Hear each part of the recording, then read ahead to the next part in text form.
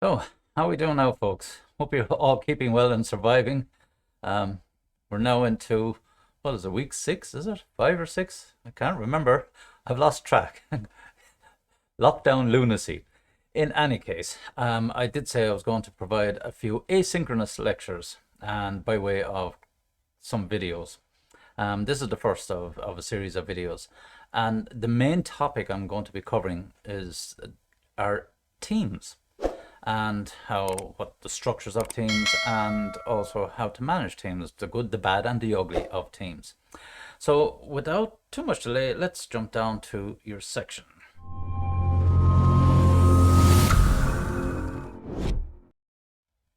And here we are, and now I'm just going to drop down and bring out our slides. So moving slightly over to the corner, larger PowerPoints. So, as I said to you, we're going to have a look at teams. And by way of introduction, this is just, you can Google this yourselves. But this company, it's a huge medical device or medical company, medical services, like your primary cares for all intents and purposes that we have today. But these guys go back as far as, I think, as 1933. And there's something like 300,000 plus employees in the organization. And when we say recently, this was towards the end of the 90s, early 2000s, they were coming under intensive scrutiny for issues with inefficiency, ineffective patient care, and poor organization is the cause of problems. Okay, that's fundamentally what it came down to. And as a consequence, this company needed to review its team structure, and there were other issues as well.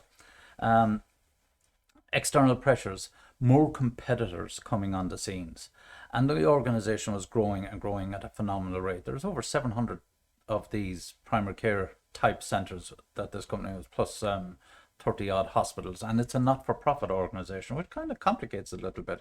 And there were some comparisons to the NHS in the UK. Now, the NHS is exceptionally good service, far better than many that we would be familiar with, including our own HSE.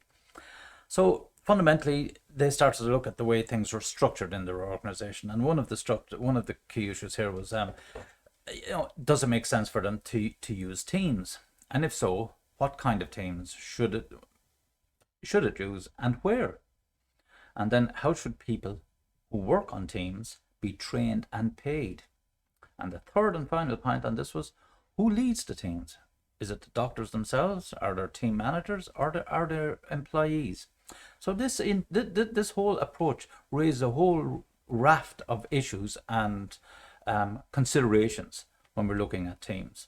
And as you know, in your projects, for the most part, Willie and I in one module and myself in other modules, we always structure teams around 5 members. And the simple reason for that is for split decisions, because you don't face into stalemates, 2 against 2 and all that sort of stuff. But we'll be coming in due course. Let me get back to where I should be.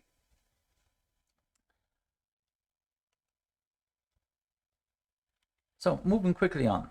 In the first section, I'm going to cover these 2 key points, and in the next video, I'll go on to 2 further points. But for the moment, we'll look at explaining good, bad, and ugly of using teams, and recognize and understand the different kinds of teams that exist. So there's no one particular formula. They're generics, as we call them, that we like to use. And then starting, we need to most certainly look at the advantages and of course disadvantages of teams. This is the good and the bad, and although I say the ugly, it's part of the disadvantage. And then most importantly, when to use teams and when not to use teams. So they're not the panacea, they're not the solution. You get a lot of talk about them at the moment, team-based this, team learning that, team this, team that. This stuff has been around for years, decades, centuries in some cases. So there's nothing new. It's just that we've gotten some different insights, better insights into how we can make teams or enable teams to function more effectively and efficiently. That's the end goal, effectiveness and efficiency, to be able to deliver on the organizational goals. Okay. Now, I would say that, suggest that these slides, although they'll differ ever so slightly from what's available on your Moodle pages, um, there's substantial information buried in the notes of these slides. So if you look at the slides and then look at notes, you'll get additional information and insight into some of the areas we're talking about.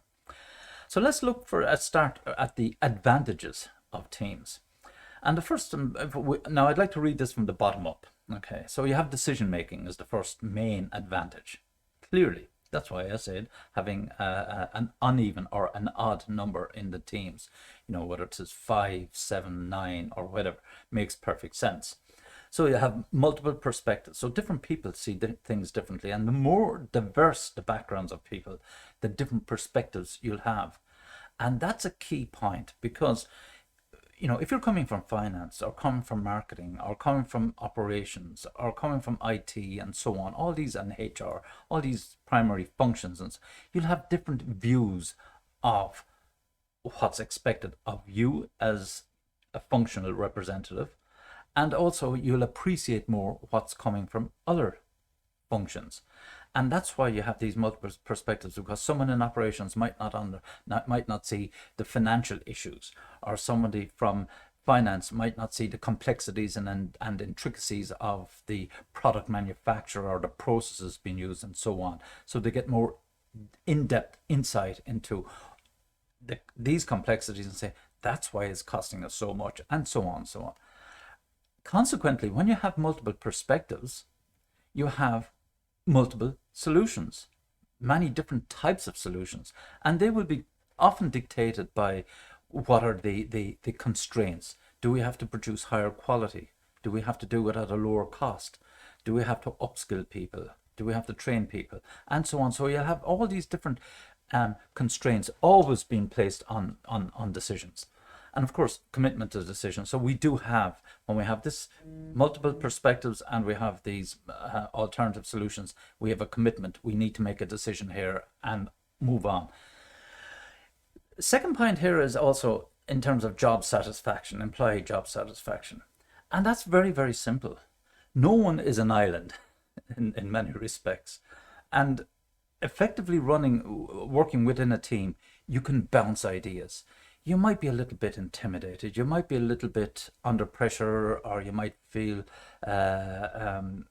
not as competent or as confident as other team members.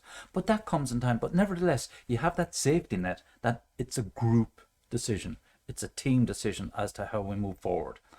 But we do so in terms of the next point, speed and efficiency, because the more heads come together, and we start to get really motivated and focused on what we've got to do, decisions and the speed of how we arrive at decisions quickens, and we start throwing out ideas and refining ideas and prioritizing solutions and so on an awful lot more efficiently and quicker. As a consequence, we improve our product and quality services and service quality, I beg your pardon. So we improve these two primary aspects. Why? Because we need to satisfy customers. That's the end goal. People use our products. People use our services. So we've got to give them the best of the best in as so far as we are able to. And of course, fend off competition and so on. So all of this builds to that ultimate goal, as we say in from the quality circles. I think it's gap 1, customer satisfaction, meeting their requirements, expectations. However, there are disadvantages, and some of the disadvantages there, for example, groupthink. So we all begin to latch on, and that can happen because of the internal politics of the team. You might have someone that's an extremely forceful personality, or someone that might be very expert laying down their ideas and so on, and people being reluctant to want to speak up. You have inefficient meetings as a consequence of that, because people who could contribute are not contributing. It's been defaulting to the usual suspects, as we like to say, in terms of making contributions and getting things moving. Lack of accountability in terms of the teams itself. if the team isn't being recognized, then why would they take accountability for making decisions and so on? And minority domination, interesting one. That can often, let's take the topical or issue running at the moment, the Leaving Cert. Do we have exams? Do we have graded assessment? And you have, generally speaking, the minority of people are shouting the loudest. This is what happened last year. It was only a handful, it was only a minority of students started shouting for, and not only students, some parents as well, probably, I don't know. But the minority opted for the grades. Did it work out in their favor? Jury's out on that. I would say it's 50-50. But in any case, you can have very vocal groups without going into all these other issues in society. You have, and you'll know what I'm talking about, you'll have groups that are shouting louder than others, and they are minority groups, and they're shouting up and down, jumping up and down for recognition for that, and enforcement of this and enforcement of that, and so on and so forth. But that happens. Is that a good thing? Some may say yes, it's necessary, and some would say no, you're drawing too much attention, you're overwhelming, and you're annoying other people in many respects. You're disrespecting the majority. That happens. So the disadvantage then, in terms of group decisions, so there can't be a consensus. The perspectives, the alternate solutions aren't as equally weighted because they're leaning towards the pressure group, the minority, and so on. So you won't have a balanced solutions, and decisions become, sometimes it can be quicker because of how inefficient the group is. The group think, let's get this job done, get the hell out of here, and so on and so forth. Let's go with it. You might feel too happy about it, but you don't have job satisfaction. If you really did some soul searching, you will find that you're not satisfied. We went with this, but I'm not altogether too happy. And you go home pretty ticked off. That happens. And this is what we call social loafing as well. It's just people latching on, jumping on the bandwagon, off we go, taking it easy, hence loafing. So initially high employee turnover, and people don't like working in those environments. And that's one of the consequences, is people saying, the hell with this, I'm out of here. And that unfortunately happens as a consequence of a dysfunctional team.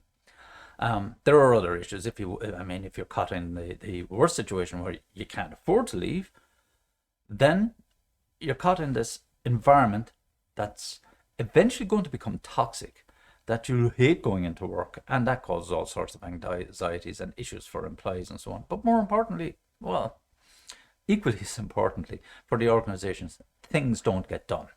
Decisions are not qualified. They're not good decisions. Poor solutions are coming forward.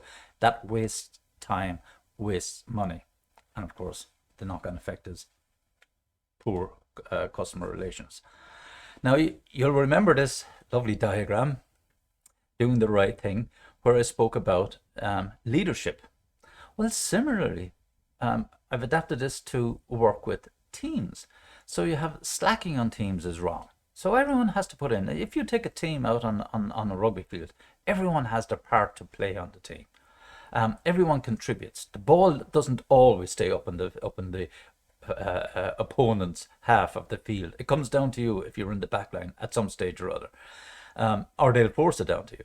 In any case, everyone has a role to play. So slacking, and if someone is slacking off, what happens? They're replaced. The manager or the coach will replace them. And then slacking hurts the team performance. If someone isn't contributing, then the team isn't working efficiently. They're not contributing. They may have valuable knowledge. And it's quite conceivable, and often is the case, that they have valuable knowledge and they don't realize it. Sometimes they might have had past experiences of a particular type of situation and say, I won't say this now because I don't feel like it, I don't feel up to it, or maybe it isn't relevant, or I'm in a new company, I'm going to keep my mouth shut, I'm not going to say anything. And what you might have experienced might be precisely what the team needs by way of input into a decision and choosing things. And we say here, in the real world, team slacking contributes to lost sales, poor decisions, low quality products and lower productivity. So all of the above. So by not doing these things, in other words, do the reverse or the opposite to these, then you're doing the right thing. Okay, that's why I purposefully put it in there, showing all the negatives as a consequence of poor team performance and individual members within the team poor performance by themselves. So the disadvantages of teams, factors that encourage people to withhold effort in teams. So for example, the presence of someone with expertise. Oh, he knows everything. I'm not, I don't my mouth here. He's older, far wiser, more experienced, and so on. And people can feel intimidated by that, unfortunately. So the presentation of compelling arguments. So someone puts down a very, very compelling argument. I mean, if you take the current situation or any medical or health relation issue, what is the usual point or argument, supportive argument that's put out? People could die. I mean, that's the ultimate sacrifice, the ultimate how to say, consequence of poor action or inaction or incorrect action. People will die.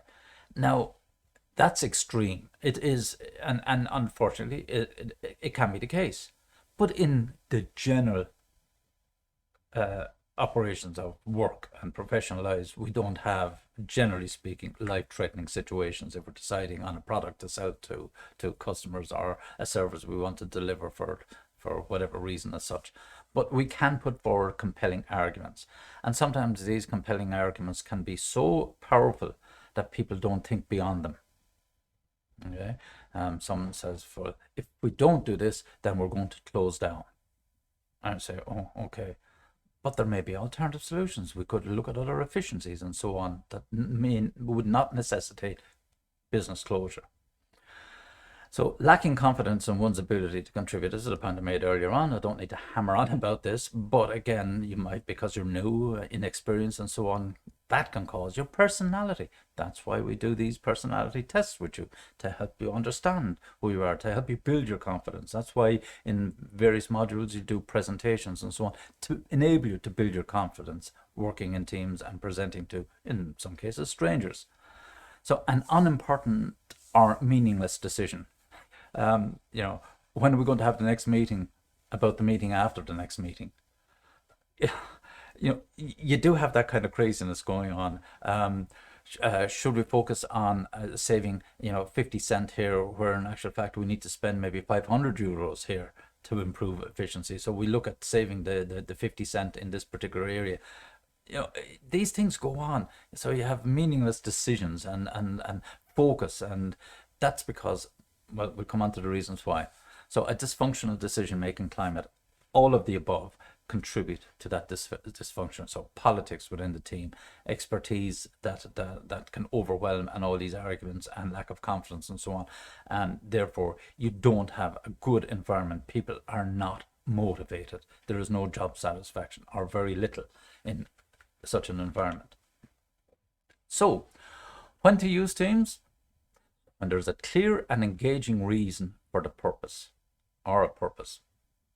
You have a specific goal or set of goals that you need to achieve. The job can't be done unless people work together. There's no point in putting out Johnny Sexton on his own to play for the Irish team against 15 French people on the other side. You have to have 14 others with Johnny. It's as simple as that. So people need to work together because people have various sets of skills, experiences, expertise that take into account all these other aspects and perspectives of a particular problem or challenge. Rewards can be provided for teamwork and team performance. Okay. Now this will be coming back into compensations for teams later on, and I think it's topic number, or element number 4 of this team discussion or presentations. But suffice it to say that the sum of the whole far outweighs the sum of the individual parts or the individual team players. So a team can perform and get things done, and as a consequence, if you have the right compensation, be it bonuses, be it whatever kind of incentives you might put in place, the team has a far better chance of succeeding than individuals. That's as simple as that. But you need to have the structures in place. And we'll talk about these later on. Ample resources available. So making sure that the team has all that it needs to be able to do its job. Similarly, as an individual needs to have particular skills or training or further education or training on new processes and so on. So you need to do this with the teams. They need to have the resources, the funds, the equipment, whatever they need to be able to achieve the goals that are laid out at the very beginning. And then teams will have clear authority to manage and change how work gets done. Now, again, this all comes into when we get to these levels of high performance teams. They can work on their own. They don't need a lot of oversight. They put in self-regulation. You'll see this now when we look at the Kurt Lewin's formation of, forming, storming, norming, and performing, and you'll see this coming up in a short while. So there isn't a clear, engaging reason. This our purpose. This is why they don't work. So we don't know why we're coming here together. The job can be done by people working independently. Again, the nature of what's happening. So this all leads to, as we say, the confusion and time wasting. Rewards are provided for individual effort and performance. So if one person in the so-called team is getting a higher reward than other people in the team, then it's saying, well, he's not working as a team, because it's encouraging individual performances when you have that type of structure in place. And the necessary resources, of course, are not available. Obviously, the opposite to ample resources. So you're trying to do things.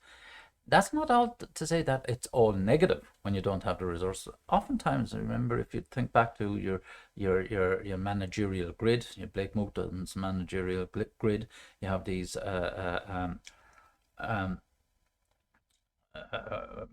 oh God, what was them? You have the country club managers, and essentially you have these guys down in this bottom quadrant down here who are starved of resources, and the team is starved of resources.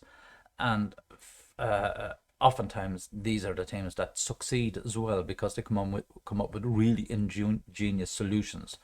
It's like the MacGyver effect for all intents and purposes. Whatever little bits and pieces we have lying around, can we make these work to come up to get a impoverished leadership? That's what I say, or impoverished teams. Same idea. So management will continue to monitor and influence how work gets done. So there's a lot of oversight, a lot of control and monitoring going on by the management team of the individual teams themselves. That's a bit of a contradiction, but however, you will have managers watching. Tell me where the team is now. Tell me where the team is now. And all this continues. In other words, no trust in the team and the team's performance. So the kinds of teams that we generally have, we can split them down to how teams differ in autonomy and then the special kinds of teams. So let's have a quick look at these. How are we doing time-wise? 23 minutes. We're doing okay. So autonomy and the key dimension. So as we move up, as the team evolves, we become more autonomous because of our growth. So traditional work groups, employee involvement teams, semi-autonomous work groups, self-managing teams, and then self-designing teams. So these are just the ways of looking at different perspectives of teams themselves. So you have traditional work groups, throw people together. They might not necessarily be functioning, but they have very little autonomy. There's a certain level of chaos going on inside the teams. And if we go all the way up to these self-designing teams, so teams themselves, they know or they understand the particular problems, they identify particular resources that they need, and then they report back to a manager or a department manager or whatever and say, this is what's necessary to get this done. They start to identify alternative objectives. They may even say, well, we're not solving the right problem. We need to be looking at this area as opposed to what we were originally set up to do, and so on. So we need different expertise brought in. So the team is confident and mature enough to know when they can't have all the answers, that they're missing pieces of the puzzle and they need additional expertise. So that's where you start to self-design, and then they disband and say, maybe 2 or 3 of you can go in that direction because your work is done here with us, and we'll move on to the next phase of the product development or our service development, and you're better off going into the next another project because that's where your skills are better used, and we bring in somebody else because of the phase of the project and so on. So the team begins to recognize how its structures and what it needs, so it becomes very dynamic, and as a result are more efficient and focusing, and more focused decision making is more, it still increases, its speed increases, and it's the alternative solutions are very how to say more directly related to any immediate issues in terms of flexibility and dynamics. So the kinds of teams that we have cross-functional teams, virtual teams, and project teams. Now, it's not fair to say that these are three distinct different types. You could have a project team that's virtual. You can have a project team that's cross-functional. You can have a product team that is cross-functional, focused, working on a particular project. So I'm confusing it all, but generically speaking, these are the types of teams, because they all have their different attributes, so to speak. So if we move on to this, cross-functional teams, employees from different functional areas, and you've heard me mention this so many times, whether they're coming from finance, HR, operations, marketing, IT, have I left anyone else? Administration, blah, blah, blah, all of the different functions in the team. I always suggest you look at Porter's value chain for good examples of these different functions. You'll have them, and there's so many different versions of it. But fundamentally, cross-functional teams. And they attack problems from multiple perspectives. You've heard me saying this at the start of this video lecture itself, that having different backgrounds brings in different experiences, different insights, financial, human resource insight, operations and processes insights, sales and marketing insights. We generate more ideas and alternative solutions, and often used in conjunction with matrix and product organizational structures. And that's after bringing in a really important point here. In my past professional career in industry, we tried and succeeded in working using these matrix and product type structures using cross-functional teams.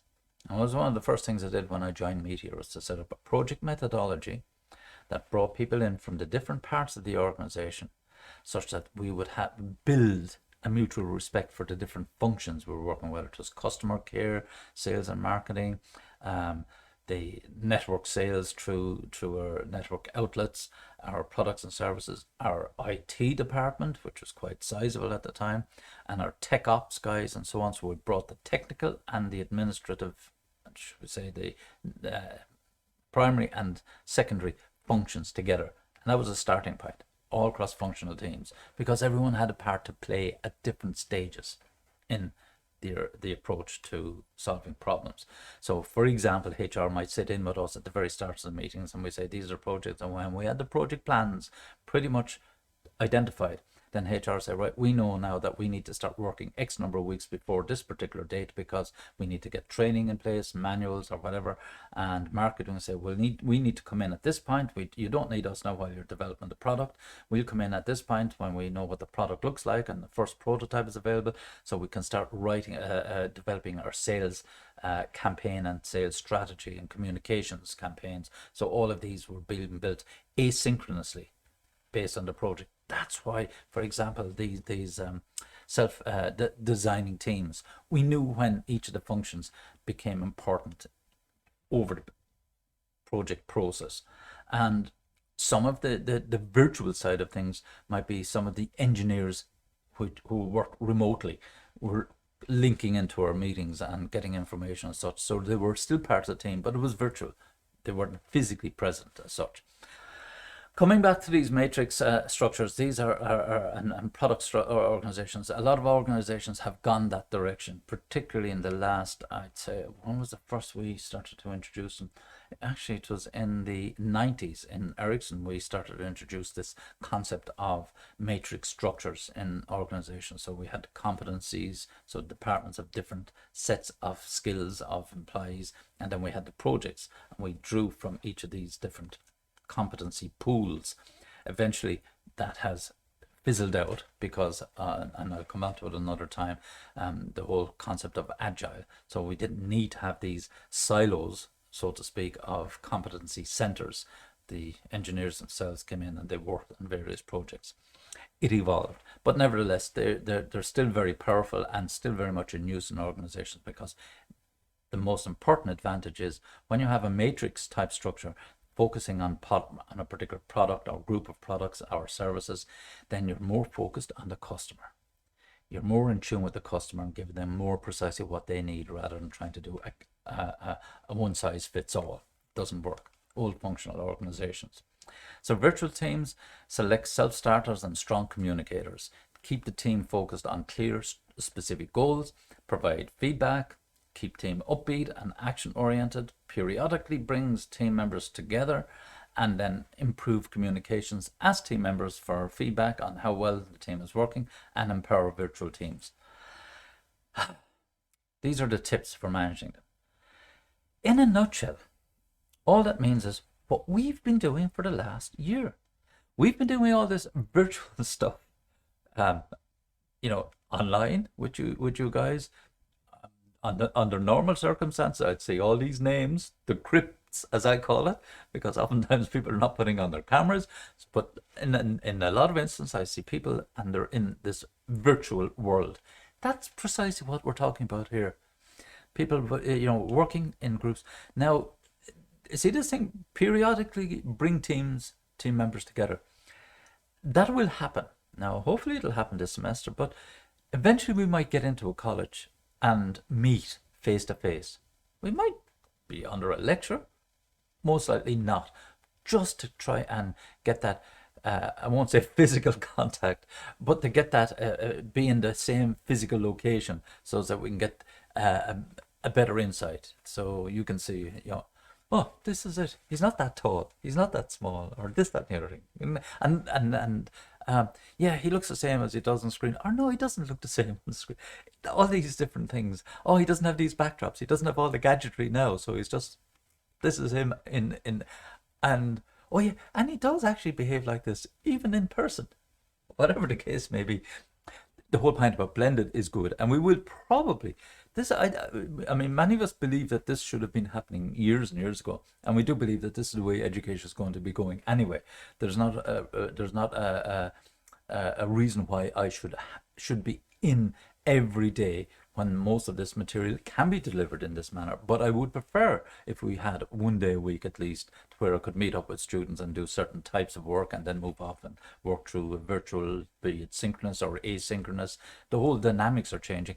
But the same is happening in companies. My own daughter is right in the thick of these types of situations, and she's either in her place in Dublin, or she might go down the country to visit her mother, or she might come over to me and do some work from here. She works, and her team is essentially a virtual team.